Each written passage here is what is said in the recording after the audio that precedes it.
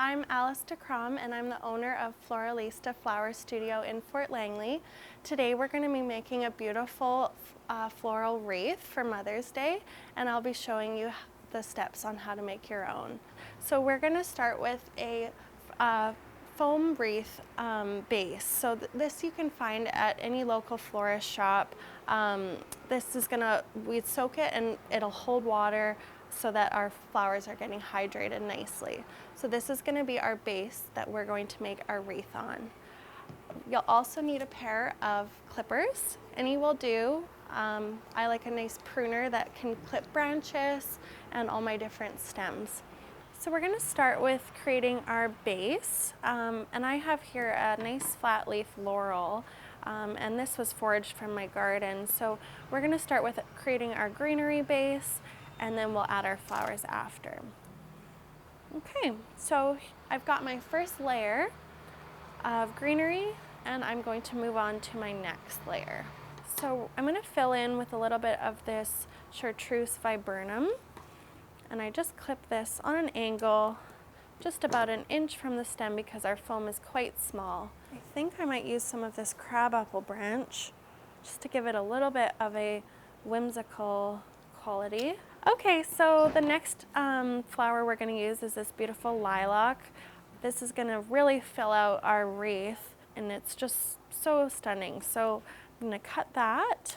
Okay, so we're going to use this golden mustard color yarrow to kind of fill in actually more towards the bottom. Any places where the foam is still quite visible, this will be good to just kind of hide that. And it'll also be nice because it'll just be more of the yellow peeking out from the bottom through the greenery opposed to, straight on. All right, so the next thing we're going to do is add these beautiful cafe latte roses. They're just opening up stunning, so this is going to be really a focal face flower. I'm going to add a little bit more of my greenery here. All right, so we're almost done our floral wreath, so now we're going to go in and add a little bit more of our filler flowers and just kind of the final touches to the piece. We have these beautiful bicolored fritillaria, and just holding it up you can already see that beautiful color picking up those two tones, the yellow and the purple.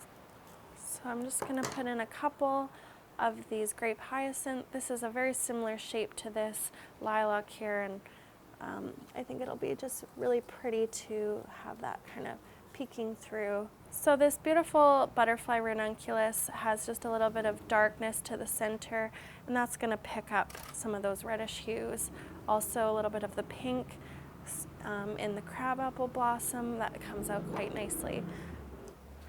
I suggest just using whatever materials you have access to. Don't have to use everything I've used, but whatever you can find. Just keep in mind your color palette and finding those transition flowers and flowers of different shapes and sizes. I hope you guys enjoy this tutorial and making your own Mother's Day wreath.